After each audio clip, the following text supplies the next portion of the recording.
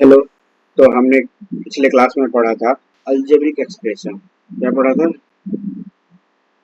Algebraic expression. इसमें हमने क्या सब किया था? इसमें हमने किया था एडिशन, सब्ट्रैक्शन, मल्टीप्लिकेशन और डिवीजन। उसके बाद हमने क्या किया था? Linear equation in one variable. Linear equation in one variable. ठीक है। आज की क्लास में हम लोग करेंगे पॉलिनोमियल्स। और हम लोग पॉलिनोमियल्स में कुछ देखेंगे बेसिक से लेके और एडवांस तक, और उसके बाद कुछ क्वेश्चंस करेंगे। ठीक है। तो पॉलिनोमियल्स किसको कहते हैं? हमने पहले भी डिस्कस किया था कि कोई भी नंबर अगर इस फॉर्मेट का हो, ए जीरो एक्स की power n plus a one x की power n minus one plus a two x की power n minus two n plus so on plus a n minus one इसकी power plus a zero, अगर इस format का है तो हम इसको क्या कहेंगे? पॉलिनोमियल्स कहेंगे। अब इसमें क्या होता है कि पॉलिनोमियल्स इसको तब कहेंगे जब n is equals to integers हो। ठीक है। अगर ये n जो है, ये जो डिग्री है, ये डिग्री इंटीजर्स में हो। अगर डिग्री ऐसे है x की पावर वन बाई एन, तो ये फिर पॉलिनोमियल्स नहीं कहलाएगा। This is not polynomials. अगर x की पावर ऐसा है, टू बाई थ्री है, तो ये पॉलिनोमियल नहीं कहलाएगा। या x की पावर ऐसे है, m बाई n है, तो ये भी पॉलिनोमियल्स नहीं कहलाएगा। तो या फिर ऐसे है, x की पावर 0.5, डेसिमल में आती है, भी पॉलिनोमियल नहीं कहते हो, क्योंकि 0.5 को क्या लिखेंगे? 5 का 10, 5 1 का 5, 5 2 का 2। ये वही फॉर्मेट आ गया 1 का n का। तो ये सारे पॉलिनोमियल्स नहीं कह रहे हैं। तो पॉलिनोमियल्स कहने के लिए इनका इंटीजर होना बहुत जरूरी है। इनका इंटीजर होना, ये जो इसकी डिग्री है, वन एन है या जो भी है, तो इसका इंटीजर होना बहुत ही इम्पोर्टेंट है। और क्या होता है कि जैसे ये जो है, ये एक टर्म है। पॉलिनोमियल का क्या है? एक टर्म है। ये क्या है? ये दूसरा टर्म है। ठीक है। ये क्या है? ये तीसरा टर्म है। और इसी तरह से बहुत सारे टर्म है। एक पॉलिनोमियल में कितने टर्म हो सकते हैं? इनफाइनाइट टर्म हो सकते हैं। कितने टर्म हो सकते हैं? Infinite term. ये सिंबल जो है, ये इन्फिनिटी के लिए, इनफाइनाइट के लिए यूज किया जाता है। आगे से हम इनफाइनाइट के लिए यही सिंबल यूज करेंगे, तो आपको समझ जाना है कि इसका मतलब है इनफाइनाइट। तो एक पॉलिनोमियल में इनफाइनाइट टर्म होता है। एक टर्म जो होता है, जैसे मान के चलिए कि हम ये टर्म देंगे ए नोट एक्स की पावर एन, और या फिर हम इसको इस तरह से कुछ लिख लेते हैं, थ्री एक्स स्क्वायर। ठीक है। सपोज कि ये क्वाड्रेटिक पॉलिनोमियल है, तो इसमें हम देख लेते हैं कि ये थ्री एक्स स्क्वायर है। तो इसमें हमने पहले भी देखा था कि थ्री एक्स स्क्वायर का मतलब, या फिर ऐसे थ्री एक्स है, तो ये इसमें क्या है? ये थ्री क्या है? ये कांस्टेंट टर्म, कांस्टेंट वैल्यू है, और ये क्या है? ये वेरिएबल है। ठीक है। और भी तरीके हैं, जैसे कि जैसे हम इस तरह से लिख रहे हैं थ्री एक्स स्क्वायर, या फिर हम इस तरह से लिखे हैं थ्री एक्स लिखे हैं, तो ये थ्री क्या है? कांस्टेंट है, और ये एक्स क्या है? ये वेरिएबल है। अब हम इसमें क्या कहते हैं? इस थ्री को हम क्या कहते हैं? Coefficient. Coefficient of x. Coefficient of x, इसको कोएफिशिएंट क्यों बोलते हैं? सारे पॉलिनोमियल में कोई ना कोई कोएफिशिएंट होता है, जैसे कि ए नॉट एक्स की power n plus a one x की power n minus one plus so on, फिर प्लस ए इक्वल्स टू जो भी है, मान लीजिए पॉलिनोमियल बोल देते हैं पी एक्स। और इसको पी एक्स क्यों बोले? क्योंकि ये जो नंबर्स हैं, ये जो टर्म है, ये जितने भी सारे टर्म है, ये सारे टर्म में एक ही वेरिएबल आपको मिलेगा। तो वेरिएबल क्या है? वेरिएबल क्या है? एक्स है। केवल एक ही वेरिएबल, इसीलिए इसको पी एक्स बोले। पी एक्स का मतलब polynomial whose variable is x. Polynomial with variable x, with variable x. ठीक है। अभी क्या कहते हैं कि कई बार अगर पी एक्स नहीं है, एफ एक्स है, या फंक्शन, इसको या ऐसे भी पढ़ सकते हैं, फंक्शन एक्स, या फिर मतलब इसको ऐसे कर सकते हैं कि f is dependent of x, y is equal to f x. तो लिखते हैं कि वाई एक फंक्शन है जो एक्स पे डिपेंडेंट है। क्या है? वाई एक फंक्शन है जो कि एक्स पे डिपेंडेंट है। ठीक है, एक्स पे डिपेंडेंट है का मतलब एक्स की वैल्यू डिसाइड करेगी कि वाई कैसे बिहेव करेगा। एक्स की वैल्यू डिसाइड करेगी कि वाई कैसे बिहेव करेगा। सपोज इस एक्स की वैल्यू डिसाइड करेगी कि ये पॉलिनोमियल कैसे बिहेव करेगा। चाहे आप तो इसी को पॉलिनोमियल पी एक्स बोलिए या एफ एक्स बोलिए, ठीक है, सेम चीज है। तो हम आगे देखते हैं कि जैसे हमने लिखा था कि 3x स्क्वायर और फिर 3x, तो ये क्या है? कोफिशिएंट ऑफ x है, और ये ये एक वेरिएबल है और ये एक कांस्टेंट टर्म है। ठीक है, ऐसे 3x स्क्वायर है तो इस 3 को क्या लिखेंगे? ये क्या है? कोफिशिएंट ऑफ x स्क्वायर है। ठीक है, इसी तरह से ये कोफिशिएंट का कॉन्सेप्ट हो गया। अब हम आगे देखते हैं कि अगर कोई पॉलिनोमियल है, ठीक है, सपोज कि कोई पॉलिनोमियल है और इस तरह से दिया हुआ है कि इसमें एक ही टर्म है 3x, ठीक है, ये एक ही टर्म है, तो उसको क्या बोलेंगे? मोनोमियल बोलेंगे। मोनोमियल बोलेंगे। अगर इसमें दो टर्म है 3x प्लस 4 है, इसमें दो टर्म है, या 4y है, कुछ भी है, इसमें दो टर्म है, तो उसको क्या बोलेंगे?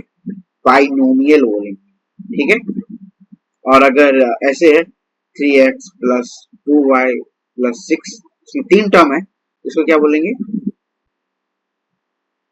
ट्राइनोमियल बोलेंगे। और अगर तीन से ज्यादा टर्म है तो फिर पॉलिनोमियल बोलेंगे। ठीक है, 3 प्लस है तो अब इसमें क्या होता है? अब हम डिग्री की बात करते हैं, पॉलिनोमियल की डिग्री की, पॉलिनोमियल डिग्री की। तो हमने लास्ट क्लास में देखा था कि डिग्री का मतलब क्या होता है। डिग्री का मतलब होता है कि इसकी हाईएस्ट पावर क्या है। डिग्री का मतलब क्या होता है कि इसकी हाईएस्ट पावर क्या है। तो सपोज कि अगर कोई पॉलिनोमियल है और जिसकी डिग्री 1 हो, डिग्री 1 हो, तो उसको क्या बोलेंगे? लीनियर बोलेंगे। Linear polynomial. एग्जांपल के तौर पे क्या है कि 7x प्लस 3, ठीक है, ये कोई एक पॉलिनोमियल है और इसमें इसकी डिग्री क्या है? ये जो वेरिएबल है 7x प्लस 3, तो इसका जो वेरिएबल का हाईएस्ट पावर क्या है? हाईएस्ट पावर क्या है पूरे टर्म में देखेंगे। ठीक है, इसका हाईएस्ट पावर कितना है? 1 है। और सपोज कांस्टेंट टर्म है, ठीक है, तो ये भी एक पॉलिनोमियल होता है। इसको क्या बोलते हैं? कांस्टेंट पॉलिनोमियल बोलते हैं। कांस्टेंट पॉलिनोमियल बोलते हैं। जैसे कि 7x प्लस 3, तो ये कांस्टेंट टर्म तो नहीं है, ये क्या है? ये वेरिएबल टर्म है। इसमें एक कांस्टेंट है और एक वेरिएबल है, इसको क्या बोलेंगे? Variable term, variable term in x. ठीक है, और इस 7 को क्या बोलेंगे? Coefficient of x. और ये 3 क्या है? ये क्या है? कांस्टेंट टर्म है, कांस्टेंट टर्म है। बट ये कांस्टेंट टर्म भी एक पॉलिनोमियल होता है। कौन सा पॉलिनोमियल होता है? कांस्टेंट पॉलिनोमियल होता है। ठीक है, अब कांस्टेंट टर्म है, कांस्टेंट पॉलिनोमियल में क्या होता है कि जैसे अगर 3 है, तो 3 क्या है? ये कांस्टेंट पॉलिनोमियल। इसमें क्या है कि इसमें इसकी डिग्री कितनी है? अगर हम इसकी डिग्री की बात करें तो मान के चलिए कि अगर हम इसकी डिग्री की बात करें तो डिग्री क्या है? डिग्री 0 है। क्यों? क्योंकि हम ऐसे लिख सकते हैं ना 3 को, 3x की पावर 0, और आपको पता है कि किसी भी नंबर की x की पावर 0 इज इक्वल टू 1। ठीक है, तो इसको क्या लिख सकते हैं? इसकी डिग्री की क्या होगी? डिग्री होगी 0। तो कांस्टेंट पॉलिनोमियल की डिग्री क्या होती है? 0। ऐसा क्वेश्चन पूछा जा सकता है एमसीक्यू में। ठीक है, ये चीज ध्यान में रखना है। अब जब इसकी हाईएस्ट डिग्री कितनी है? 1 है, तो इसको कैसे बोलेंगे? इसको क्या बोलेंगे? Linear polynomial. इसको क्या बोलेंगे? लीनियर। ठीक है, अब मान के चलिए कि ऐसा है 7x स्क्वायर है प्लस 3x है प्लस 2 है, कुछ इस तरह का टर्म है।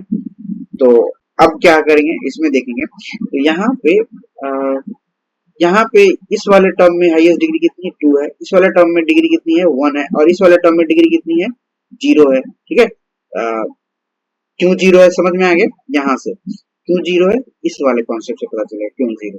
ठीक है, तो इसकी हाईएस्ट डिग्री क्या है, हाईएस्ट डिग्री क्या है 2 है, तो यही क्या हो जाएगी पॉलिनोमियल की डिग्री हो जाएगी, यही क्या हो जाएगी 2 क्या हो जाएगी पॉलिनोमियल की डिग्री हो जाएगी।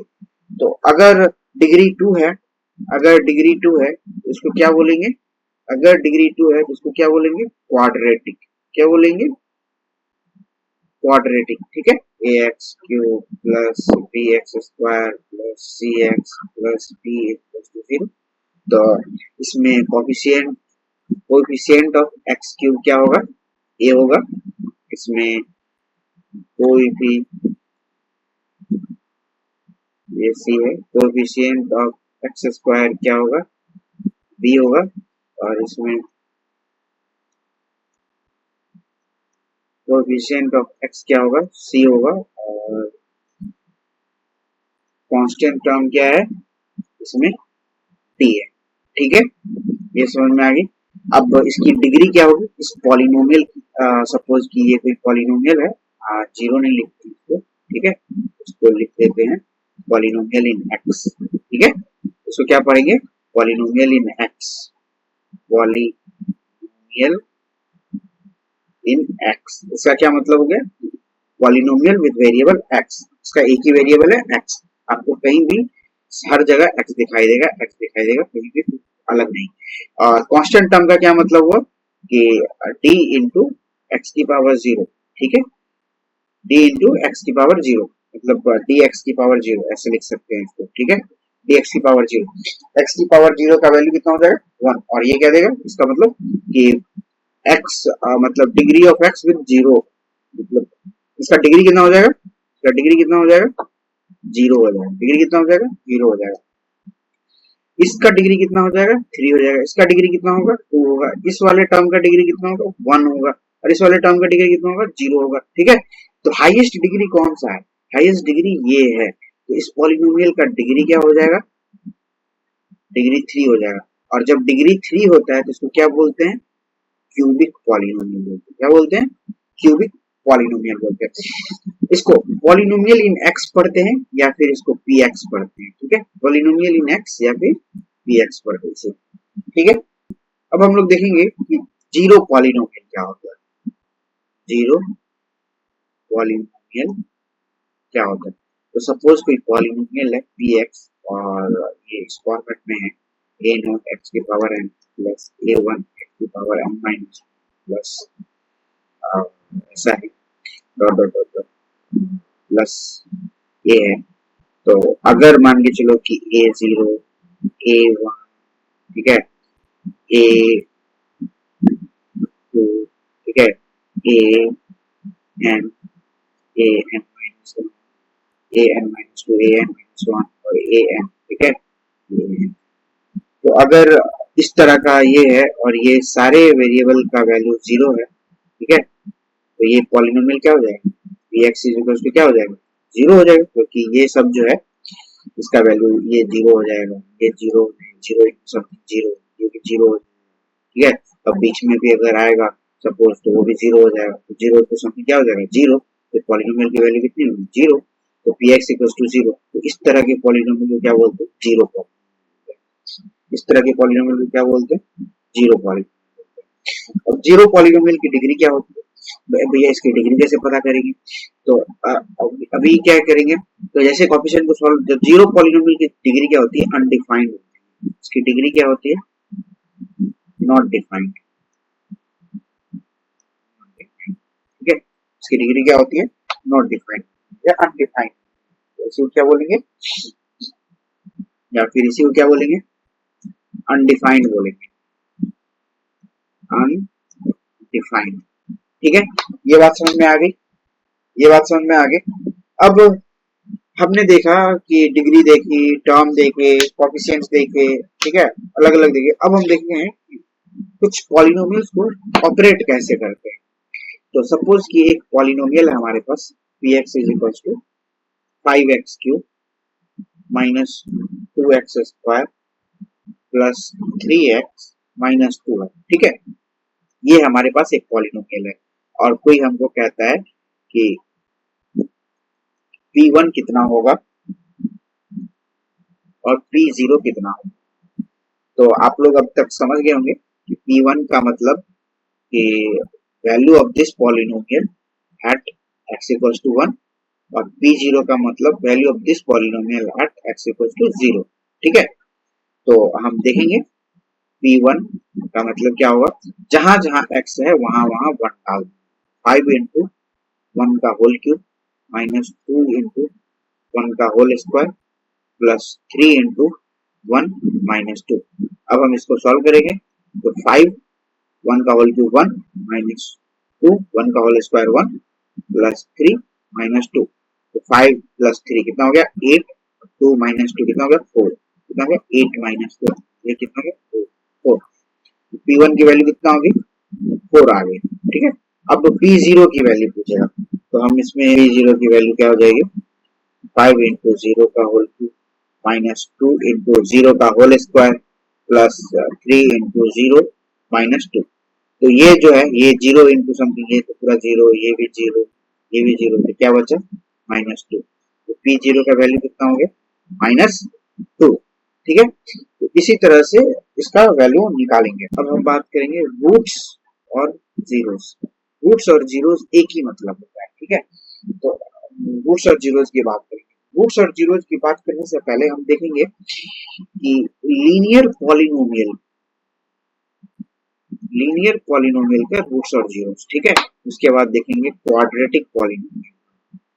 ठीक है, और हम लोग ना इसी में क्वाड्रेटिक इक्वेशन भी इसी में पढ़ लेंगे, क्वाड्रेटिक इक्वेशन भी इसी में पढ़ लेंगे। ठीक है, तो आगे देखेंगे। तो पहले हम लोग बात करेंगे लीनियर पॉलिनोमियल। लीनियर पॉलिनोमियल क्या हो गया, linear polynomial in one variable या वेरिएबल का बात करें तो लीनियर पॉलिनोमियल ये क्या हो गया ax plus b equal to 0। अगर इस फॉर्मेट का है तो ये लीनियर पॉलिनोमियल है।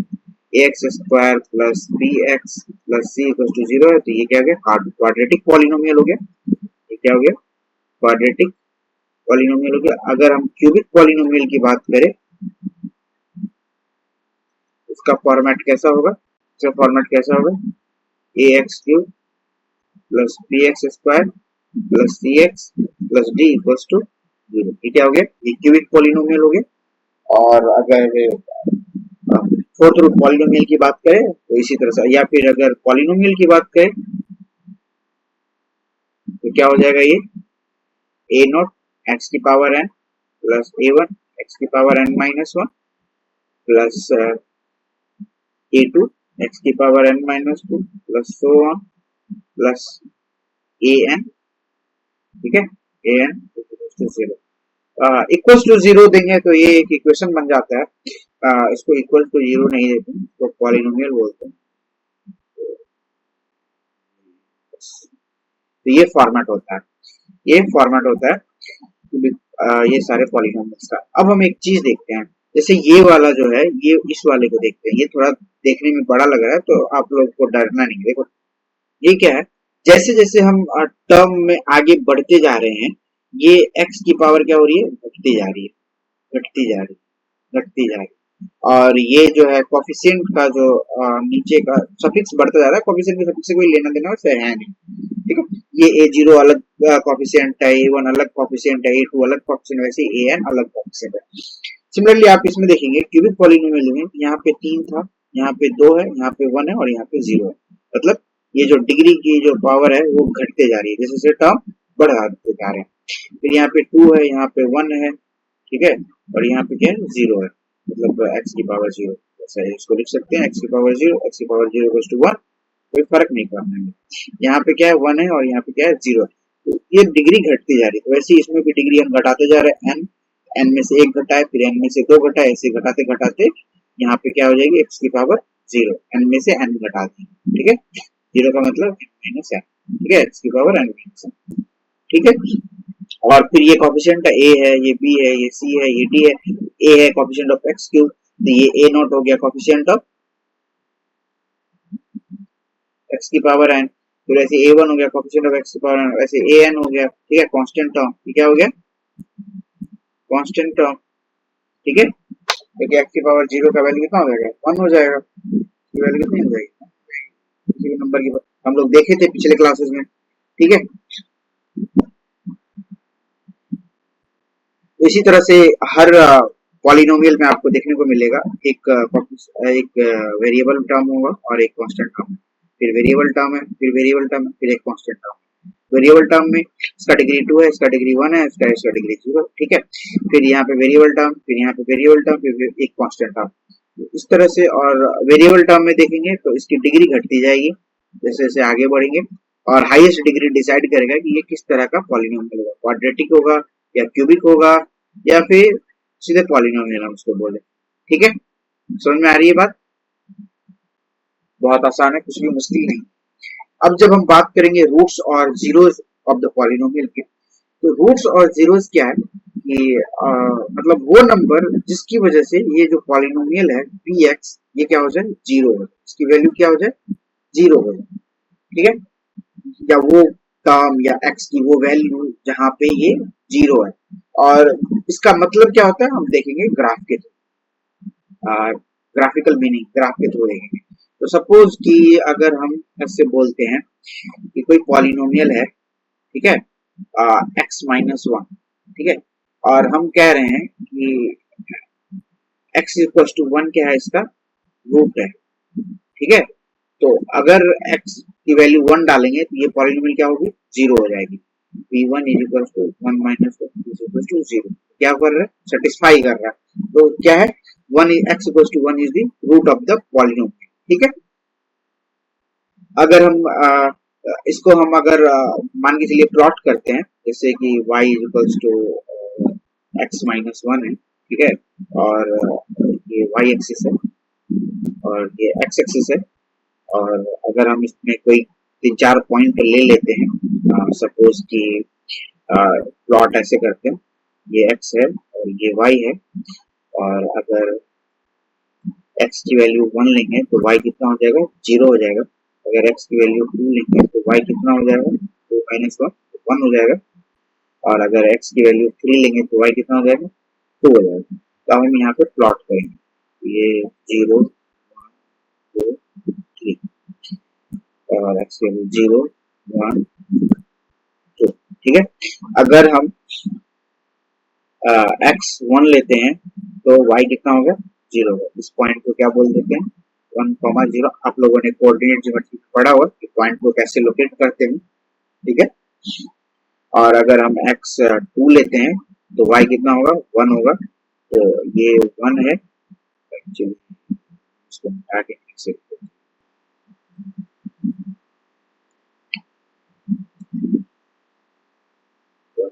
2 3 0 2, ठीक है।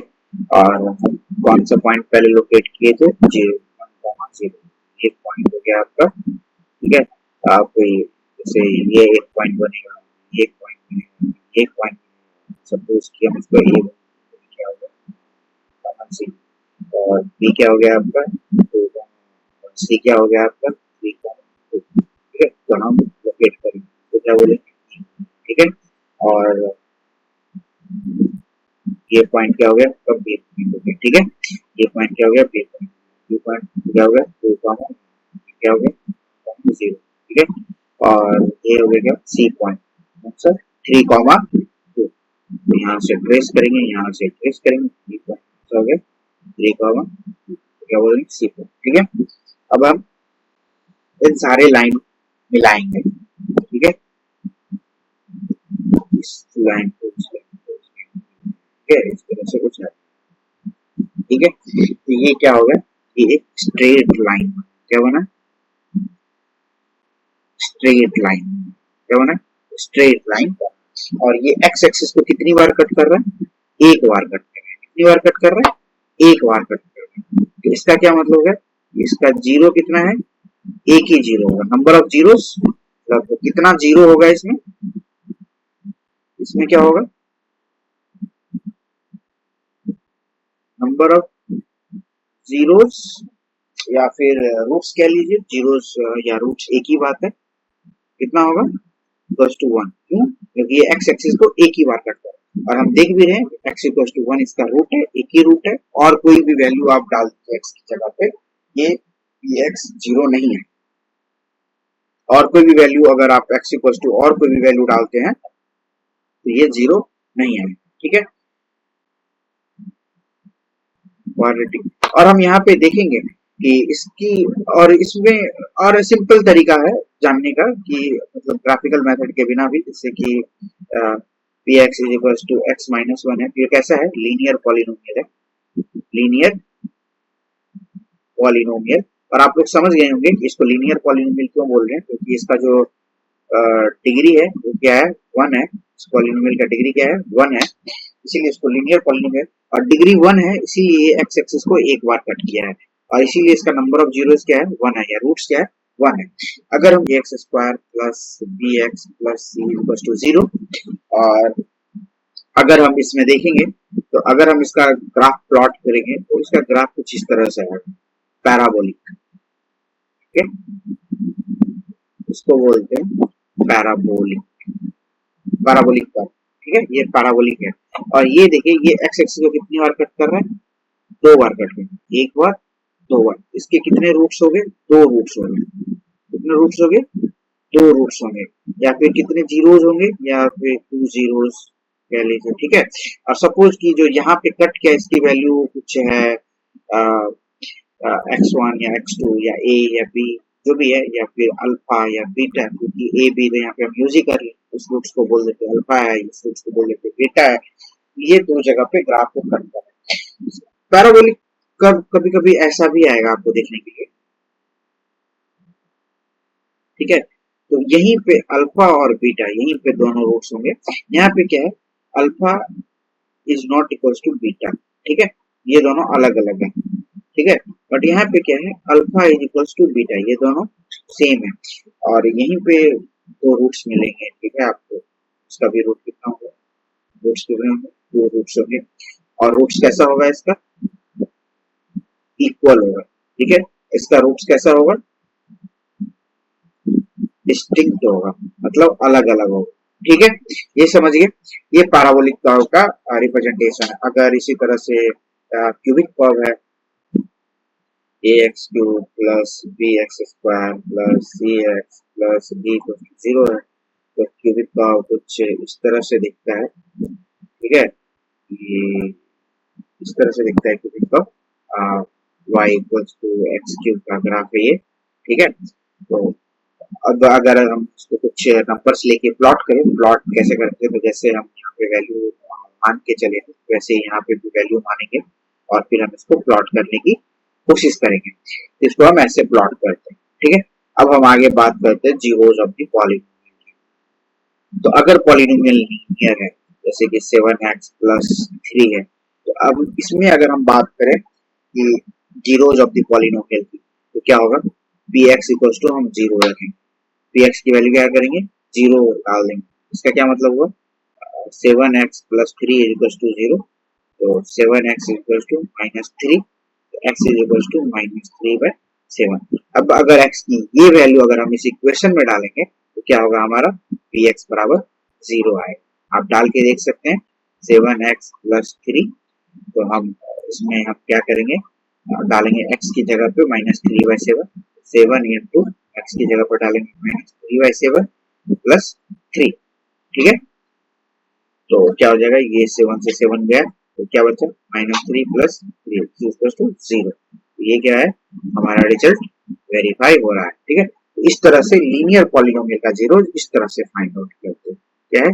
लीनियर पॉलिनोमियल का जीरो हम लोग इस तरह से फाइंड आउट करते हैं। एक थ्योरम भी है इसको लेकर। थ्योरम क्या कहता है? थ्योरम कहता है कि अ रियल नंबर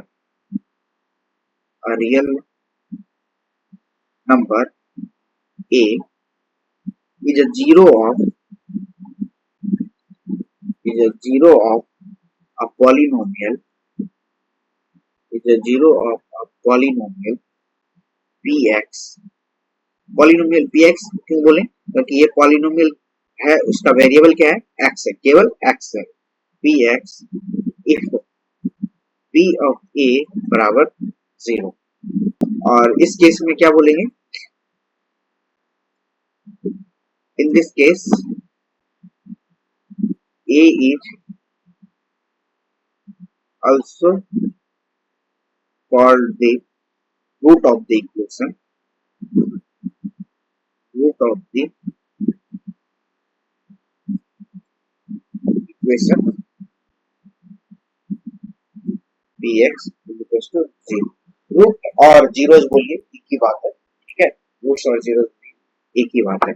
हमने देखा था पिछले क्वेश्चन में कि यहाँ पे जैसे कि px equals to 7x plus 3 है और हमने px को 0 मान लिया था, जैसे कि यहाँ पे कह रहा है कि px p of a equals to 0 या फिर px इक्वल्स टू 0 तो a क्या हो जाएगा, रूट हो जाएगा। तो हमने क्या किया, px को 0 मान लिया और px को 0 मान लेंगे तो ये वैल्यू क्या हो जाएगी, 0 हो जाएगी। 7x प्लस 3 इक्वल्स टू 0 ले लिया और 7x equals to minus 3, x equals to minus 3/7।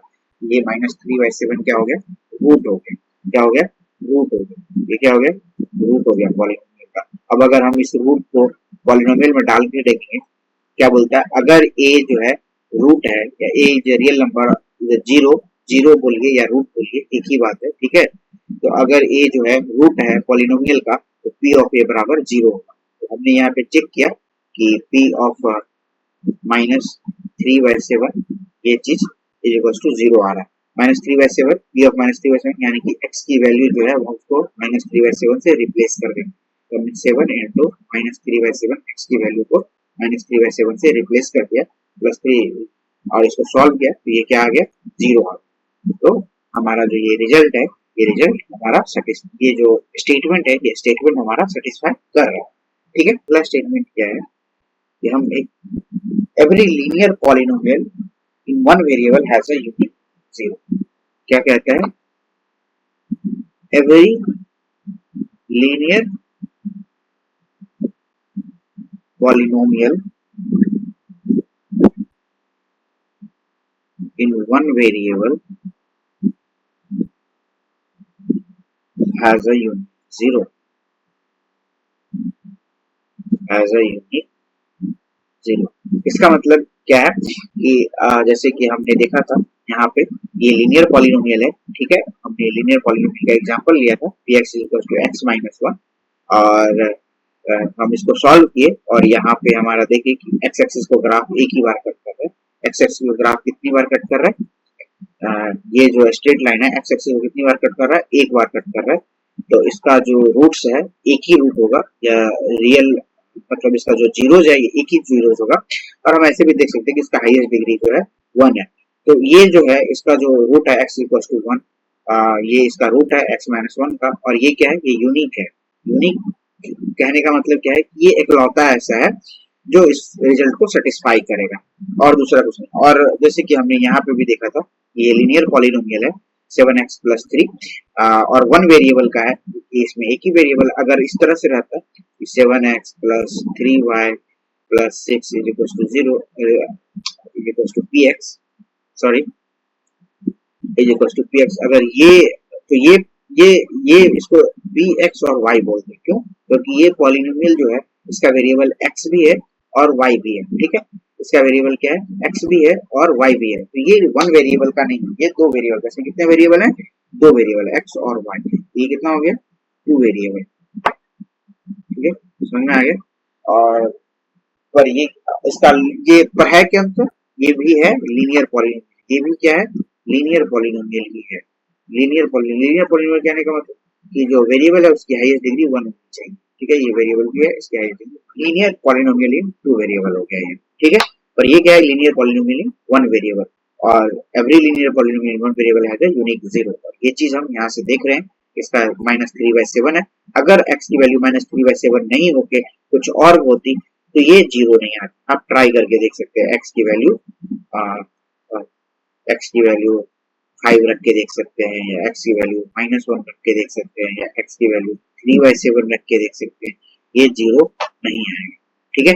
आप इसको होमवर्क में ट्राई करके देख सकते हैं। Non zero constant polynomial has, क्या कह रहा है, नॉन जीरो non-zero constant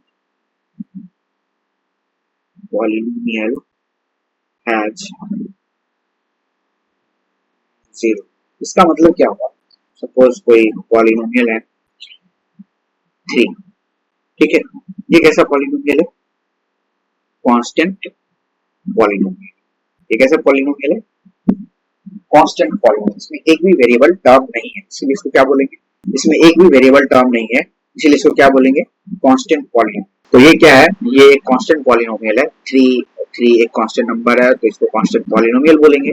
और हमने देखा था स्टेटमेंट में, a constant polynomial has no zero, मतलब इसका कोई जीरो नहीं होता, नो रूट्स या फिर नो जीरोस, ठीक है। और जो कि सही बात है, क्योंकि इसका कोई वेरिएबल ही नहीं है, इसको मतलब जीरो कर ही नहीं सकते, ठीक है। सपोज कि पॉलिनोमियल है कोई, ठीक है, और उसको हम डिनोट कर रहे हैं 3, इसका वैल्यू फिक्स है, तो उसको जीरो नहीं बोल सकते, या ये जीरो नहीं हो सकता। अगर हम ग्राफ पे भी अगर प्लॉट करते हैं, मान लीजिए एक्स और वाई एक्सिस पे प्लॉट कर रहे हैं और ये जीरो है, एक्स की वैल्यू यहाँ पे 1 है, 2 है, 3 है, तो अगर मान लीजिए कह रहे हैं 3 जो है कांस्टेंट पॉलिनोमियल, ये एक्स एक्सिस पे लाई करेगा और ये कांस्टेंट नंबर, ठीक है। तो बस हो गया, इसमें और कोई वेरिएबल और टर्म है ही नहीं, तो ये बस यही है, इसका एक पॉइंट की तरह रिप्रेजेंट क्या होगा, ये एक पॉइंट होगा, क्या होगा, ये पॉइंट होगा, इसलिए इसको कांस्टेंट बोलते हैं, ठीक है। अगला स्टेटमेंट क्या है? तो every real number is the zero zero polynomial, ठीक है, zero real number zero of the zero polynomial, ठीक है। तो every real number is the zero of the zero polynomial, तो सारे रियल नंबर क्या है? जीरो है, जीरो पॉलिनोमियल। अब इसका क्या मतलब है कि हमने देखा था जीरो पॉलिनोमियल के बारे में। जीरो पॉलिनोमियल किसको बोलते हैं? सपोज कि कोई पॉलिनोमियल है इन एक्स, जैसे a x square plus b x plus c equals to zero, तो इसको जीरो पॉलिनोमियल तभी बोलेंगे जब ए बराबर बी बराबर सी बराबर जीरो, ठीक है, ठीक है। इसका क्या मतलब हुआ कि अगर ए जीरो है तो इसको हम कैसे लिखेंगे? Zero into x square plus zero into x plus zero और this is equals to zero, ठीक है। तो p x is equals to zero, ठीक है। अब हम एक्स की कोई भी वैल्यू डालेंगे, ये क्या होगी? जीरो ही होगी। पी वन जैसे कि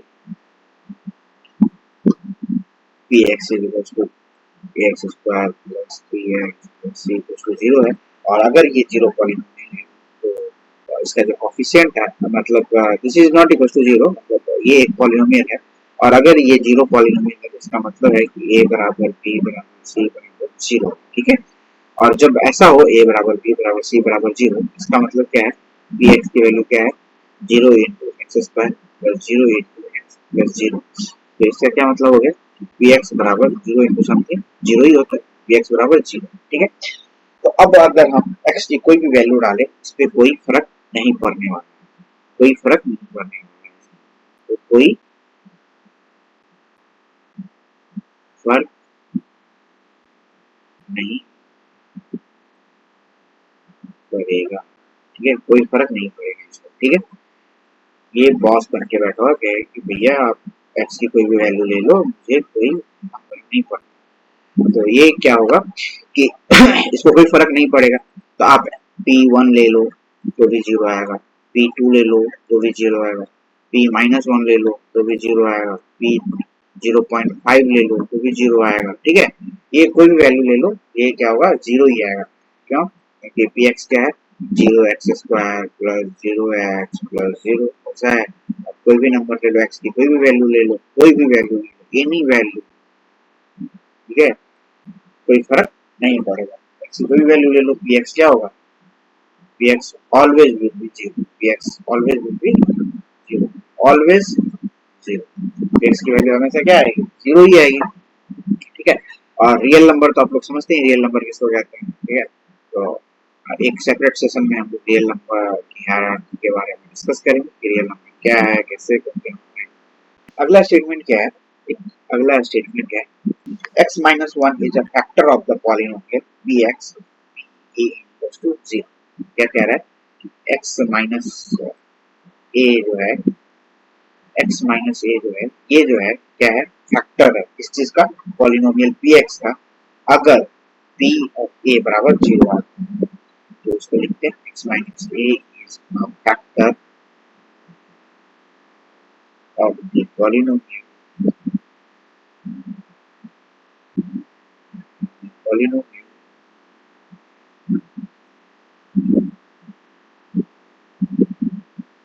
of the polynomial if p of a equals to 0, ठीक है, p of a जीरो। और इसी तरह से सिमिलरली इसका वाइस वर्सा भी ट्रू है, तो also if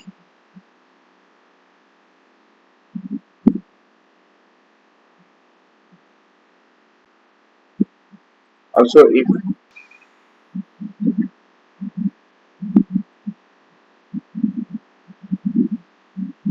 p of a equals to 0 then x minus a is also if x minus a is the factor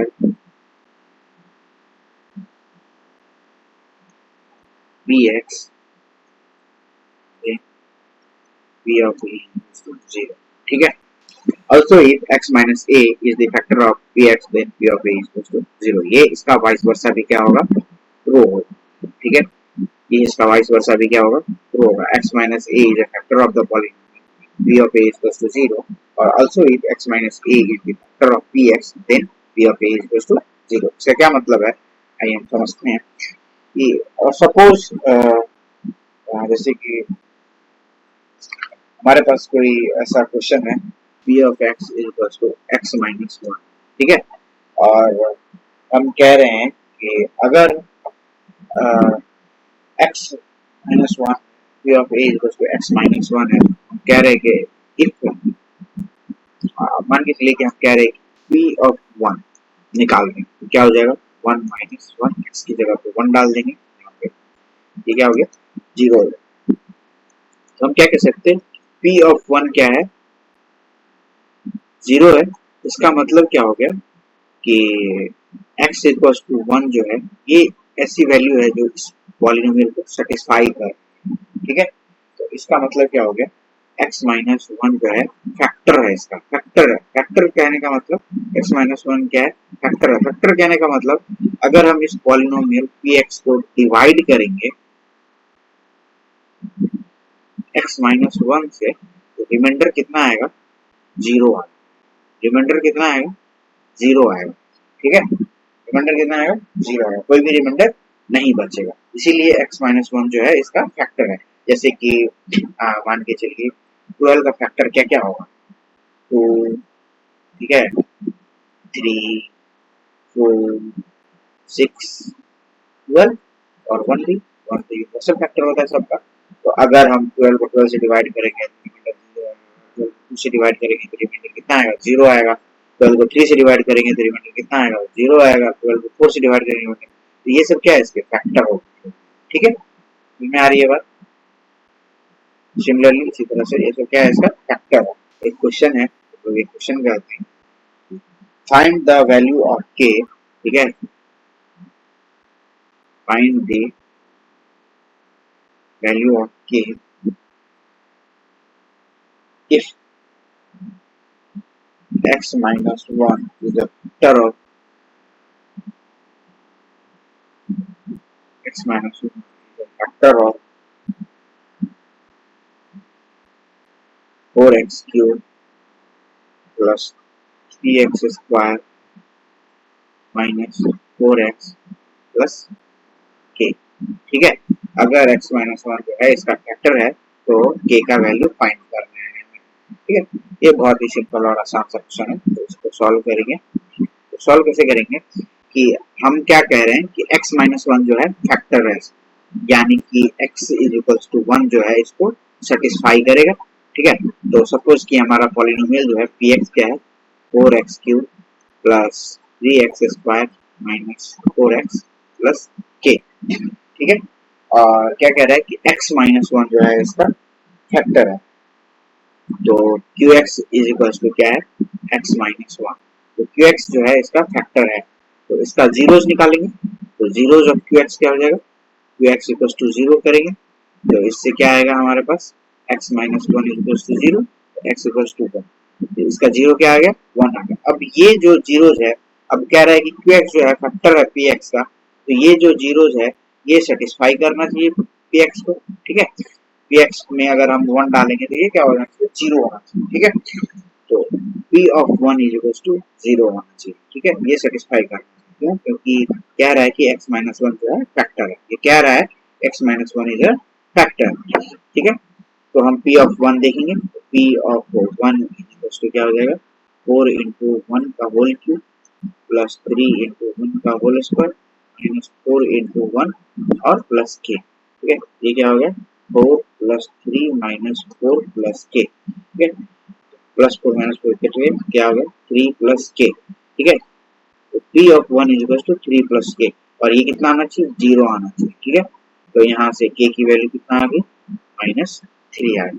ठीक है, आप लोगों को पता है लीनियर इक्वेशन वेरिएबल कैसे सॉल्व करते हैं, 3 प्लस के इक्वल्स टू जीरो, तो कोई भी टर्म इधर जाएगा, प्लस है तो क्या हो जाएगा, माइनस हो जाएगा, के इक्वल्स टू माइनस 3। ठीक है, समझ में आ गई बात। पॉलिनोमियल के जीरोस को निकालने के मेथड होते हैं, इसको कहते हैं फैक्टराइजेशन, फैक्टराइजेशन या फैक्टर मेथड। ठीक है, फैक्टराइजेशन या फैक्टर मेथड, तो पॉलिनोमियल को निकालने का मेथड होता है फैक्टराइजेशन। ठीक है, फैक्टराइजेशन को कई मेथड में करते हैं, तो पहला है जैसे कि split the middle term, split the middle term, फिर दूसरा है जैसे कि फैक्टर थ्योरम, फैक्टर थ्योरम, और तीसरा है डायरेक्ट आइडेंटिटी। ठीक है, आइडेंटिटी से, डायरेक्ट आइडेंटिटी का यूज करके हम लोग फैक्टर थ्योरम निकाल सकते हैं या फैक्टराइज कर सकते हैं और किसी भी पॉलिनोमियल का जीरो निकाल सकते हैं। फैक्टराइजेशन क्यों करते हैं, ताकि हम पॉलिनोमियल का जीरोस या रूट्स निकाल सके। अगर कोई हमसे पूछ रहा है, सपोज हमारे पास कोई पॉलिनोमियल है P X equals to 6x² plus 17x plus 5, और कोई पूछ रहा है कि इसका जीरोस निकालो, फाइंड जीरोस और रूट्स। एक ही बात है, जीरोस और रूट्स का मतलब, अगर कोई कह रहा है कि जीरोस और रूट्स निकालो तो कैसे निकालेंगे।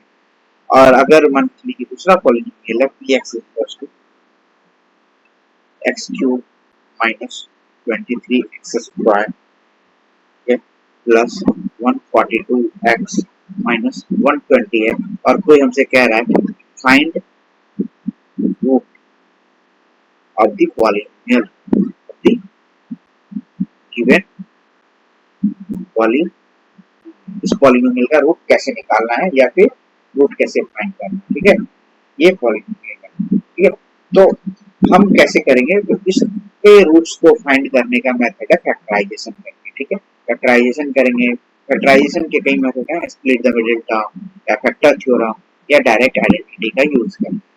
तो अभी हम लोग कुछ इंपॉर्टेंट आइडेंटिटीज देखते हैं। ठीक है, और उसके बाद हम लोग क्या करेंगे, यहीं पे रुकेंगे। ठीक है, आइडेंटिटी हम देखेंगे, ये आइडेंटिटी का मतलब हो गया कि डायरेक्ट फार्मूला के बेसिस पर। तो हम लोगों ने लास्ट क्लास में देखा था कि a plus B into A plus B is equals to A square plus 2ab plus B square, और इसको हम क्या बोलते थे, a प्लस बी का होल स्क्वायर। ठीक है, सिमिलरली इसी तरह से अगर a माइनस बी है और a माइनस बी है, इसको हम क्या करेंगे, a square minus 2ab plus B square, और इसमें हम क्या लिखेंगे, ए माइनस बी का होल स्क्वायर। आप लोग इसको मल्टीप्लाई करके वेरीफाई कर सकते हैं, लास्ट क्लास में हमने सीखा था कि मल्टीप्लाई कैसे करते हैं। अगर आप लोग नहीं देखे हैं तो जाके देख सकते हैं प्रीवियस लेक्चर्स में।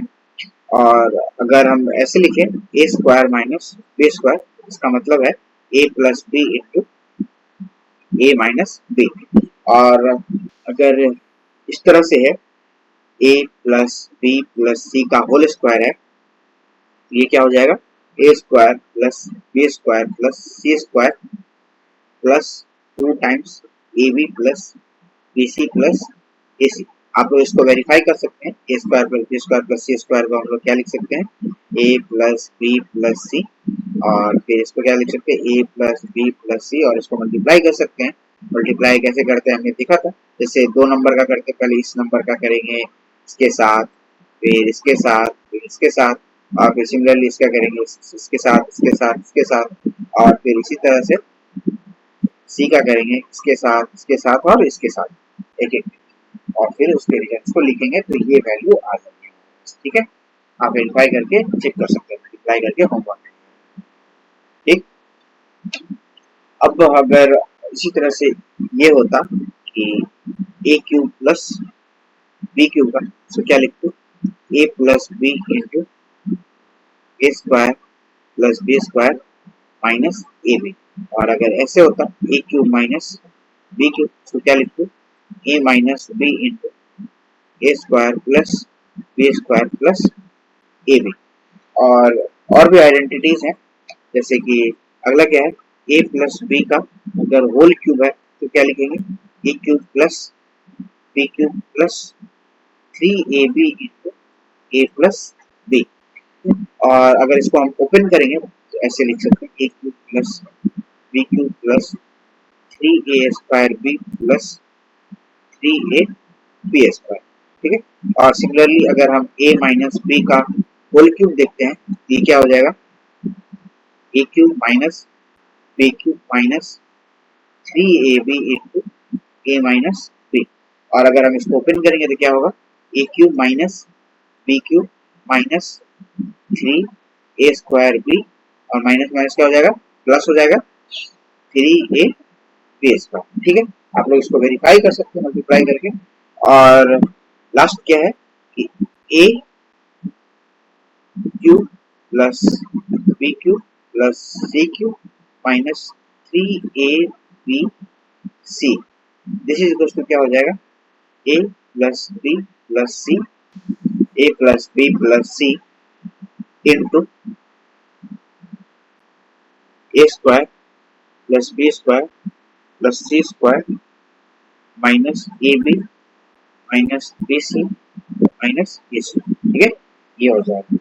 ठीक है, अगर इफ इसी में if a plus b plus c is to 0 है तो क्या होगा a cube plus b cube plus c cube is equal to 3ab ठीक है, ये रिजल्ट है। ये सारे जो आइडेंटिटी है, आइडेंटिटी के रिजल्ट्स हैं, ये आपको याद करने हैं। और अगली क्लास में हम लोग सीखेंगे फैक्टराइजेशन कैसे करते हैं, splitting the middle term using identity, using the direct formula या यूजिंग द फैक्टर।